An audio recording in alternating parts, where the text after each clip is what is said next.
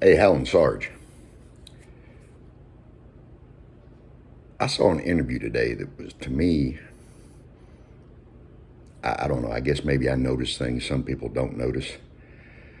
Maybe I pay a little more attention, or maybe I'm just that cynical. But I saw an interview today about the withdrawal from Afghanistan.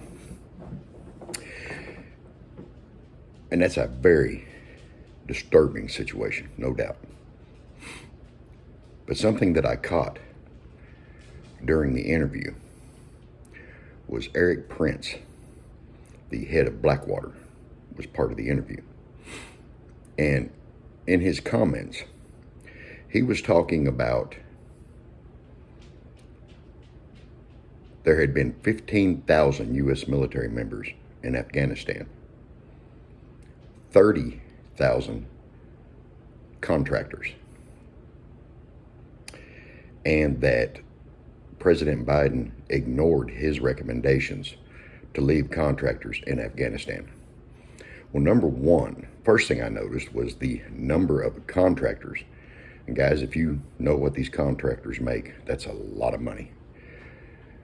There were twice as many contractors in Afghanistan, a war zone, than there were military members. You might want to go back and look at my previous video, Forgotten Army. But Eric Prince was talking about how Biden ignored his recommendations for leaving contractors in Afghanistan. And my question is, who in the hell is he to give advice on national security? Who in the hell is he to give advice on military movements? See, guys, this goes deeper than simply a war. This is about profiteering. These corporations make huge money, and I'll guarantee some of that money's funneled through back doors to certain politicians. I can promise you that.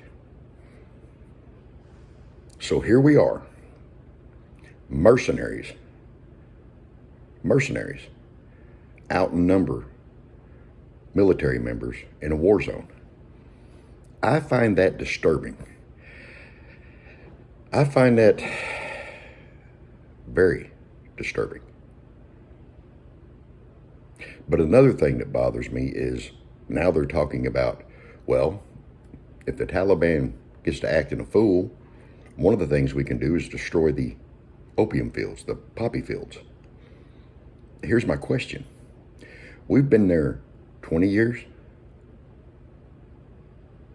and now they're talking about destroying poppy fields? Now the question is, who was in charge of these poppy fields for the last 20 years? Who was profiting from these poppy fields for the last 20 years? You see, the Afghan war goes deeper than people think. It really does. If you stop and just listen, look, you know, you have to wonder if perhaps this whole situation didn't begin to prop up, let's say someone had a 5-star trust and they were trying to accumulate even more. So the poppy fields were under the control of those individuals for the past 20 years. It just seems strange to me that after 20 years they talk about destroying poppy fields. Why weren't they destroyed to start with? And I'll fall back to Mr. Prince. Folks, there is a forgotten army. You need to go back and watch my video.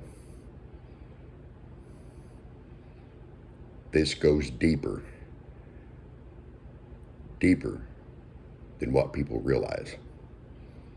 There are more hands in the cookie jar than people realize. And sadly, to their best estimates, they really have no actual numbers.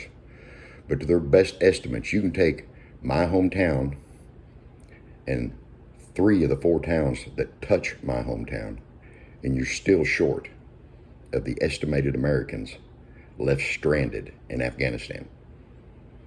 And they're being told to make their way to an airfield, but the U.S. government can't guarantee safe passage. Then you see images of thousands of Afghans being flown out to safety. There's more to this, guys. There's a lot more to this than people realize. Follow the money. Research it yourself. Don't take my word for anything. Research it. This was about profiteering. There were people making billions off this war, and who would do anything to keep it going. And sadly, our military was used as pawns to prop up their corporate interest.